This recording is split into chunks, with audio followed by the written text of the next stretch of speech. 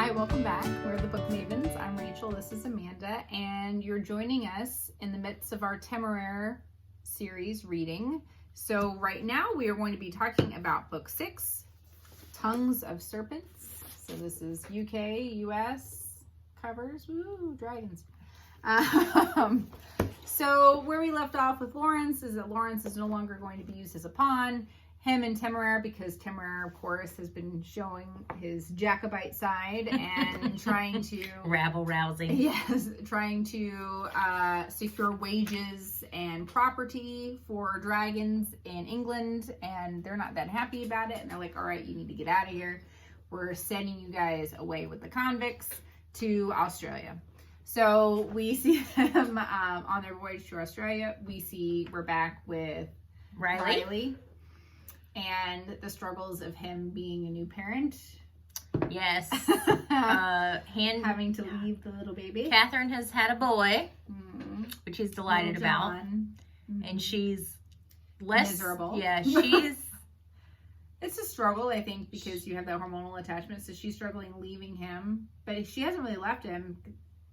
I think he's still with her. Yeah, but she had a hard pregnancy too, because it talked about she was sick for a long time. So it sounds like it had physically taken a big toll on her. Which so Lily is just, she's over the egg, not like Riley, and she's not sure how she feels about the egg. She's like cries a lot, just lays there. Not the biggest fan. She's not a huge fan. It does kind of jump because so we don't really spend so usually when we get on a transport, like when Naomi Novik took us to Africa and stuff, like we spent a whole book on being rude. Excuse you. Him today, I tell you. Anyway, she usually spends a lot of time, but we kind of jump. Like in the last book, we were on the ship there, and then we are arriving in Australia at the beginning of this book. So we don't really do the journey part this time, but needless to say, Temeraire's no warmer towards Skirka than he was Skirka, like we left off, she just decided to join because she wants an egg from Temeraire, and he's like, absolutely not under any circumstances. So they've been marching at each other, and then they're in Australia, which it's a penal colony, so there's not a lot there. But Lawrence has also been in this position of leadership, and it puts Riley at a weird spot because Lawrence was his superior at one point in time, and then they were kind of equal standing, and so this has created this weird power imbalance, and there's some issues, and Tarkay has come along because he hasn't been to Australia. We of course are going to find out that he has a whole nother ulterior motives. Yeah, shocker from Tarkay. And so he's along for the ride. So always happy to have him. I really like him as a character. So I like how he pushes Lawrence. He's always he's just this outside observer who just always drops the right question or the right little poke, and it always makes Lawrence think, which I appreciate. Although I don't know that Lawrence always does, but I think he has a deep respect for Lawrence, and he just doesn't understand why Lawrence continues to play these kind of political games and allow himself to be used and do things against his own conscience. That really bothers Tarkay about Lawrence. So I think he's always trying to present him with alternatives and to quit castigating himself all the time over these decisions that aren't his decisions. It's just he's the one that was forced to carry out a decision. And Tarkay's like, why you? Yeah, because you can't take on the woes of the world. When they were crossing the desert, Tarkay's like, why worry about it till you have to? Where it doesn't do anything. It's like it was a very Zen Buddhist moment. It's just like, it's good. Why are you worrying about this? It doesn't matter. So overall thoughts of this book. I did not enjoy this one. It was the slowest. It was the slowest. Yeah. Pacing wise, and just I didn't enjoy it. There's just not. It just feels like nothing's happening, and you're not getting anywhere. But also you are. They literally end up traversing the continent. But maybe that's the point. All these horrible things that happen to them. Just more deprivation, and that he's surrounded by convicts, by people who are really not good people, and we know that Lawrence is good people, and we have this mission to get an egg that was taken from them. They were in charge of 2 eggs? 2, right? No, 3. Oh yeah, that's right. Yeah. So there are 3 eggs. Because they want to. I think the whole initiative is to start like a breeding colony there. So because there was off with 3 eggs. You know, with the viruses, they had like everybody. They were like essentially hoarding eggs because they thought they were going to lose so many dragons, and now they have too many eggs for England to support. So they're like, well, we're going to send these 3 with you. So there's one that's like. It's very small and like it's a cross, but which is confusing to them because it's a cross between like the 2, like Grand Chevalier, the 2 largest breeds. And then there's like a Reaper one, and then there's another egg that has promise. I forget what it is, but like the little egg is the one they're like, well, just see what happens, kind of thing. But yeah, so then they're crossing Australia. Well, it's a cross with one of the ferals. And that was a big thing. That's right. Yeah, it was the kind of the head feral dragon. He said, "Be very careful with my egg." Like he was very proud of himself, and like he took it as a status symbol that they wanted to send his egg to be, one of the Turkish dragons. So you're right. So most of the book, like the plot of the book, is they're chasing after trying to find this egg. One gets snatched. Yeah, one gets snatched, and then we meet. Okay. And then there's also they end up with multiple purposes. So they're chasing after the egg, but then they're also finding scraps of like silk and porcelain. So now we know that the Chinese is actually there trying to find the smuggler routes because he's working for the East India Company, which historically he's the man of all jobs. Yeah, historically they have a monopoly at this point, and so they are concerned about illegal goods because Britain is exclusively dependent on trade in a lot of these regions. And so let's talk about the eggs. Let's talk about the eggs in turn. Let's talk about the one that's hardening fast. We see the resurgence of an old character that we really could just do without. So Rankin is back because he is of a long-standing dragon family that's titled, so they can't just, like, his family raised all of this ruckus after he lost his dragon. That was so tragic. Lost his dragon. And just let him, if you remember the first book, Lawrence totally misjudges Rankin and thinks like, oh, it's a fellow member of the peer. He's the one who horribly mistreated his dragon, and then his dragon is dying of a mortal wound that they got on an injury, and he just leaves him alone in the field. And then he's the guy that Lawrence like physically grabbed him and said, you go here and you praise that dragon, you do whatever it takes. And like Lawrence has absolutely wants nothing to do with him. And then here's Rankin back, and he's gonna get this egg, and Temeraire is whispering to the egg, and he's like telling it stuff, and they're like, don't let Temeraire influence the thing. So anyway, the dragon is born. He decides he wants his own name. He's like, no, I've already thought about it. I want to be called Caesar. Which is par for the course. I mean, it does end up fitting pretty well, but it's a pretty auspicious name. Like, I mean, you're really thinking a lot of yourself. But Rankin, honestly, if you're going to pair this man up with any dragon, this is the one for him. Caesar is the one. Crazy selfish. But I mean, I will say about Rankin, you still don't like him. He's so still pretentious. They're both so pretentious. But his relationship with this dragon is much better. He does seem to have learned something from his previous experience. So he spends a great deal of time with Caesar, really pushes him to be cared for well. So there is a positive to that. Yeah. You just don't like him. You don't like him. You don't like his dragon. On the one hand, probably in part because of Temeraire's influence, because remember, Temeraire has been caring for them. Like, he made sure he took care of them on the dragon egg. So, they can hear in the egg. So it heard Temeraire talking with Lawrence. Like, Caesar comes out of the egg with an expectation of, you're going to feed me good. You're going to treat me good. I'm going to get all the nice things, right? Because I'm worth it. And they didn't want Rankin to be the one that the dragon chooses. Because Rankin's the worst. And then see, that's when you think. And then you realize very quickly, within a chapter or two, that Caesar is the dragon form of Rankin. And you're like, I thought it couldn't be worse. But it is. Match. But you know what? Good on them being together. Because, Rankin. So the egg that gets stolen as they're traversing is the Reaper egg, and which they know what that egg is. They know that they're of value, so they're on this hunt to find this egg, and they're also tracking these smugglers, but they can't find them. And they encounter like the weirdest stuff. There are these bunyips, which Amanda looked up. We looked at. Okay, so I looked it up, and they are actually part of Aboriginal mythology. So they're like they're kind of dragon-esque or serpent-esque.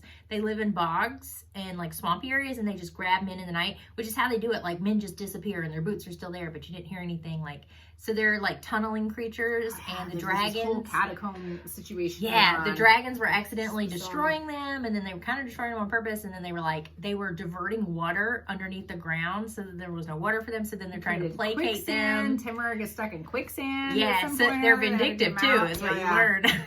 Well, they figure out that if they leave them some food, then they can pass. But they're figuring out like there's all these bushes that kind of marks where they are, and like the dragon is like, rah, like just like I'll show you. And then like finally really it's like, maybe we need to like, Temeraire is like, never, and he's like, okay, yeah, but also water. Yeah. So, it's entertaining, and they're racing for this egg, and Ishkirka and Temeraire are totally teamed up on this. Like Ishkirka, who had very little or wanted very little responsibility for the eggs when they were on the ship. Oh no, she can't. It's implied she can't stand that they've been taken. That they've been taken. Like just the one. Her and Temeraire are one accord. Like we are doing this. We are going to get this dragon. So you see them team up for the first. I would say truly team up for the first time, and they actually are. They do work really well together, which Temeraire kind of begrudgingly admits that she's not the worst. Although if there's any opportunity for her to leave him, on something, she wants him to leave. Like he's like, she could go back. That'd be fine. She should go back to England. I guess she can stay. There's one point where he very begrudgingly says like, I guess, you could stay. But in the back of his mind, he's going, please don't do that. Like, don't stay here. He still does not like her. Temeraire, it feels so guilty because the egg gets stolen on his watch supposedly. So he has the small egg just like on him at all times. All the time. Has a special carrier or whatever. Oh my gosh, at one point they're so sweet because Temeraire is just so tired, but he's so worried that egg is so small he's going to miss it. So Lawrence like crawls up, like he's holding the egg like this. And so Lawrence crawls up into his claws with him and he's like, you sleep. My dear, I got it. And he's like got a sword across his lap and he's like, Lawrence is the best. And he's like, it's so sweet. It's really cute. It's so sweet. But through all of this, they're also trying to find like areas in which to have farmland. They have to figure out a way to support a dragon population there. So they've been eating kangaroos. They don't like the kangaroos. They want beef. And so that's also really funny. There's a lot of humor in there. But the whole journey, very, very slow. There is a moment where Temeraire kind of muses on the like philosophical, ethical relationship between dragons and cows, which is pretty great. So he says like, well, cows are dumb beasts, and he goes, yeah, but I wouldn't like dragons either if they just ate us all the time. It's just kind of great. Interesting musings that happen. I mean, you're flying across the desert, you got nothing else to do but muse. Yeah, so our big thing, of course, is that little tiny egg hatches, and they don't know what to make of it at first. And so a lot of people, is it Forthing? That they thought there was somebody that was really gung-ho about taking on a dragon. There's another guy, too. The other alien, I forget his name. Billingdon or something. The other aviators who are from the Corps, like Corps trained. But they all think that it needs to be killed. Something's wrong with it. It's malformed in some way. But Demain is there. Demain? Who, remember, is one of the children from Africa. Him and his brother. Sifo. I wrote it down. And then I forgot. It's Sifo. Yeah. They're along for the ride. They went with Lawrence to help take care of Temeraire, and of course Emily Rowland's there. Like we have a lot of our normal crew members, Emily and really comes into her own. She is a pistol. She is Jane Rowland's child. There is no question about it. There is the best scene where you can just Naomi Novik paints these. There are these scenes where you can just. It is so beautifully written that you can just see it exactly. There's no other interpretation. You can like see the smoke in the battle, and they're rushing at her, and Emily Rowland is still. She's shot her pistol and she's still holding her ground, and it's like describing like she's reloading it with her teeth, holding her ground, just cool as a cucumber. Cool as a cucumber, and you can just see it. Yeah. And I want this to be a miniseries. She's amazing. So bad. She's amazing. She really comes into her own in this one too. Like I just love her. But anyway, so with this dragon, this little like dragon that they think is gonna die, and Demain kind of goes in there and he says, no, you can't kill this dragon. The dragon claims him. While Lawrence and the other aviators are arguing, because Lawrence is like, how can you say you're a Christian if you're just going to kill this thing? How dare you? Thing. And he says, no one's going to take this dragon. I'll take it. And then Temeraire, of course, is like, no, Yeah. no. And is really, really mad. There was one that they thought was going to, and he turned the egg down. But then you find out. Temeraire's upset because he doesn't want to give up another crew member. Oh, yeah, no, he's It's mad. not about the dragon at all. He's like, no, not one of mine. Why do I keep having to give my crew? But, yeah, so you were watching this little dragon, and this dragon just eats and eats and eats and eats. it's And never they're like, full. what is happening? And it's not until like the lungs fully expand that they realize that this dragon, they realize it's going to be a heavyweight dragon. It's going to be He's huge. Like huge. And so when they realize, oh no, now this dragon is something of value, these ales try to lure the dragon from Domain. Domain's not having it, man. Well, neither is the dragon. Oh, yeah, no. This is my person. Kalingal? I think. I'm so sorry. Is what he that we slaughtered that. Yeah. name. But it's just priceless. Like they keep feeding him, and he's like, well, thanks for the meal. Bye. Yeah. Just kind of goes Thanks for down. that. He's like, you know, it does bring up a lot of really the relationship between, Domain and Kalinga, it just brings up a lot because Domain essentially snuck it. Like, Lawrence and the other aviators are arguing about whether they're going to leave it, and meanwhile, Domain is feeding it with a belt around its neck, that he harnessed it with his belt. Like, so there's some sneakiness involved there.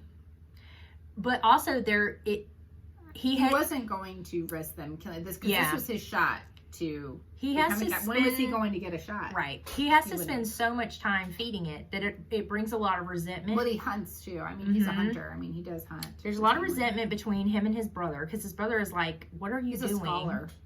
His brother's and you remember that Domain has like this very protective of him and his brother, and there's this really great confrontational scene between the two of them where it highlights Domain's perspective, because remember that Lawrence rescues him and takes him with him because they're being indiscriminately slaughtered in the South Africa, in the Cape Town, because they're not differentiating between the people who are overrunning and the people who are there helping. And he's so desperately trying to get his cow, but like this whole conversation between him and his brother about like, what are you doing? Why are you doing this? And he's like, if we have a dragon, nobody can ever tell us what to do or take us apart from each other. Like, his brother sees this dragon as like the ultimate security, in a way that his younger brother he just is kind of resentful of how much of the time and energy that Domain is having to put into this, and how they've essentially tied themselves to this dragon forever. And Domain looks at it completely differently. He's like, this dragon means that you and I will never be separated and never told that we'll never be taken advantage of, or that kind of stuff. Like, he looks at it as the ultimate security. And it is a really interesting conversation, and like many things, forces Lawrence and others to think about, what it is like for somebody else. But Caesar. He's just a jerk. Caesar's a jerk. Very resentful. Very nasty to Kalingal. And he's lazy. He doesn't. He's Rankin. He's a dragon full of Rankin. Yeah. And it's so. Because he can't fly. He can't fly for a good chunk of the journey. He's having to ride either on Temeraire or on Kalingal. And eventually, his lung capacity gets enough that he kind of floats. They describe him like his little lost. Does that, not Caesar. Yeah, no, that's what I'm talking about. It's like he kind of like this little lost balloon. And so Caesar's just all the time making comments, all the time being rude and hateful. And Temeraire does have a moment where he's like, well, you know what? If he never really flies, then technically Domain is still part of my crew, and Colleen is still part of my crew. So I guess that's fine, because then Domain is still mine. Like, he has this kind of like circular workaround for himself. But I just got really angry because when people just try and discount animals, I see it with animals, like the runs, that these things aren't going to be worthwhile, and they end up being like the best pet. They end up being just I have to say, like, this is one of those where the farm background comes in. Now, let's be very clear. Amanda is the family. This is like Wilbur. This is what I feel. I'm feeling Charlotte's Web vibes. Listen, and my feeling, you're all forgiven a good thing, given things the best chance and the best possible life there are. But at some level, there is a mercifulness nature to, like, with the quality of life. So I understand the initial argument. But it wasn't in any pain. Right, in the sense of, I understand what they're saying. Like, sometimes it's more merciful to let things go than to try to make it survive in a horrible thing. But I totally agree with you that you weren't even giving it enough of a chance. Yeah. Now, mind you, they talk about how labored his breathing is and how his skeleton is putting pressure on his He's just really organs. weird looking. Yeah, he's really strange looking. And so they can't quite figure it out. I see both sides. They're more like, we need to immediately make this decision instead of let's see a little bit. Yeah. But I also understand their idea of like, once the dragon is claimed, that bond is, there's a lot of respect for that bond, I feel like. So they're not willing to, put down or execute a dragon that's sickly once it's a little older, once the bond is formed, which I thought was really interesting. But it was takes on the responsibility in terms of trying to feed it. He does. He does. He's doing everything he possibly can, and he tries to tell him, just eat less. Yeah. So there's enough for everyone.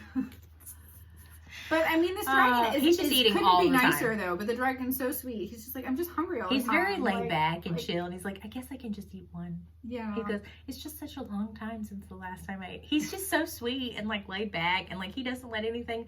When he first starts floating, do you remember when he gets the one wing to work? So he's just circling, but he's so proud of himself. It's like, Temeraire, look, and Temeraire's like, great, got a motorized balloon, yay.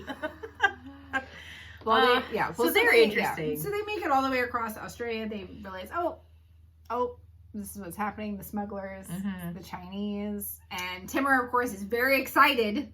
Yes, that the Chinese are there. So the Chinese have set up a port essentially, and they're two interesting developments. One, they have bred a type of dragon with exceptionally long wings. So she's flying.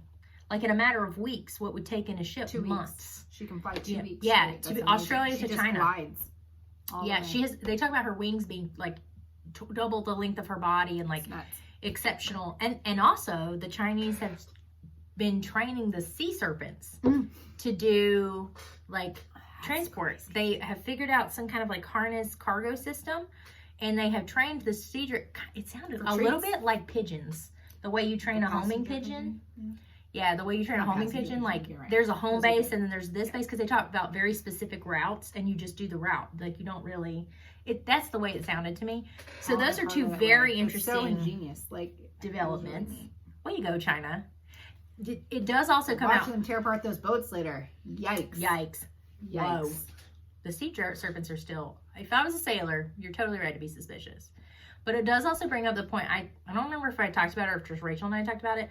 Like, after Britain did that, I had the thought in my mind about how strategically difficult it would be for Britain to get any allies, because you essentially were willing to poison and kill the world's dragons in order to defeat Napoleon. So, like, if you were another country, why would you ally yourself or be willing to ally yourself with them? And it does come, and it does prove that word got out, because Lawrence receives a letter from China, from the emperor, about how proud they are of Lawrence for doing that and putting the dragons above all that. So like, word's out about what Lawrence did, and the Chinese are very venerating him because it is a Chinese outpost. They're like, we know who you are. You're the emperor's son. And Lawrence is like, oh no, this again. But it's really bad, because then British ships come. Ugh. And that guy. And he kind of interprets his orders in a way that he's like, we're going to destroy this port because we were told to not tolerate any foreign influence on this whole continent. And Lawrence is like, dude, that's nuts. You want to go to war with China right now? Like, we're not busy enough. And they fail. They fail because they dump all of this stuff all over the boats, and it just stirs up the serpents, and they just demolish those ships. It's horrifying to read. And then once, so the dragons, like Iskerka and Temeraire, they're like trying to help the survivors like get to shore, and like when they land, and the guy's like, the governor, he's like, it's time for you to leave. And you're like, totally get it. And so then they go back, and there's a rebellion happening again. Oh God. They keep trying to pull Lawrence and Temeraire into the politics of Australia, like, so that, and he won't let him, and he doesn't let Caesar and Rankin get involved either. At the very end, Lawrence basically says, Temeraire, don't let Caesar get up in the air. And Rankin is like, flustered, and how dare you? And he's just like, no, those are nothing but civilians at this point. And I'm not going to let you I'm not going to let you turn your dragons on him again. And then, you know, Lawrence's hopes of a pardon from the governor and news of good behavior is gone. And, like, he basically decides that he's sick of it. Lawrence is sick of it, and they're going to go back to their little valley and build a pavilion. But I love that he comes to terms with his decisions. Like, he's more comfortable with it. He's just like, enough. What else could they possibly do to me at this point? I'm not going to just continue to watch any kind of wholesale slaughter. I'm not going to be part of this. I'm done. I've done the worst thing I could do, and I'm done. Yeah. He essentially makes the argument, like, I'm tired of being a pawn, and I'm ready for just good, clean work. And he tossed us away like garbage. We're going to make the best of what we can. So, and they asked Timeraire, like, would you be satisfied if we just went to the valley and built a pavilion, and would that be enough work for you? And Temeraire's like, yeah. And Temeraire's all excited, because he's like, oh, a pavilion, and we're going to, like, raise cattle. And that's where it leads you. Lawrence has basically said, peace out. I'm going to head into the outback to this this oasis is valley. Lawrence. Yeah, outback Lawrence. And that's, and that's the whole book. The pacing on this one for me was, I will admit, kind of a struggle. It was it definitely suffers from a middle book syndrome. There's just there's not a lot going on. The only thing that you get is that you get at least Lawrence in a good place at the end of the book, and that's about it. It's true. I think one of the things too is, like, in all the other places we've been, there's like a dragon culture that you get to explore, and Australia doesn't have one. They don't have them. They don't have any other dragons. Than like the Banyats, which are kind of interesting, and then the Serpents eventually. Scary. But, like, there's not another culture to explore, because they really don't, like. You don't get a lot of things with the Aborigines. Like, there's just not. Yeah, they don't have a dragon culture the way she's explored dragon culture in China and in Africa. Like, it doesn't have that. It really is a very. But I think maybe that's supposed to be the point, is that there's nothing else for them to focus on except their own, like, being fine with their decisions. Like, there is no bigger battle for Lawrence. Like, he's not trying to expel Napoleon or, like, it just wasn't very complex. The majority of the book is them just chasing after an egg. And so it just felt like when you had all of these really interesting, like, military things going on, there are battles, there's real strategy. This just felt a little, that's it? That's all we're going to get? This was my least favorite book, I'll admit. Yeah. But you know what? To be on book 6, and it's the first time I really struggled to keep going in a book. I mean, I never wanted to just, like, DNF it. It wasn't like that. It was just like, I know I was going to get through it. I'm like, I'm not enjoying the journey. Invested. The way I normally am. Once I start, I have to finish. I don't read anything else. Like, I'm just, like, absorb. This one, I read other things. I did I would keep coming back to it because I wasn't as absorbed, maybe, as I have been in past ones. So, but we're leaving Australia in the next book. Oh, are we? Yeah. Yeah. I read the back.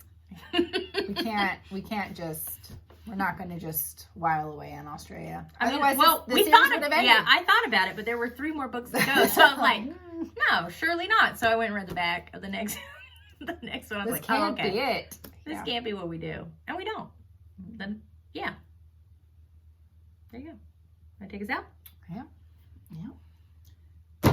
So join us next week when we talk about book 7, which is Crucible of Gold. We're going to find out what new adventures happen since we know we're going to be leaving Australia. Where are we going to go? What is going to happen? Are we going to experience a new dragon culture? We certainly hope so, since we didn't get that with this one. Not really. And so I guess we'll see you next time.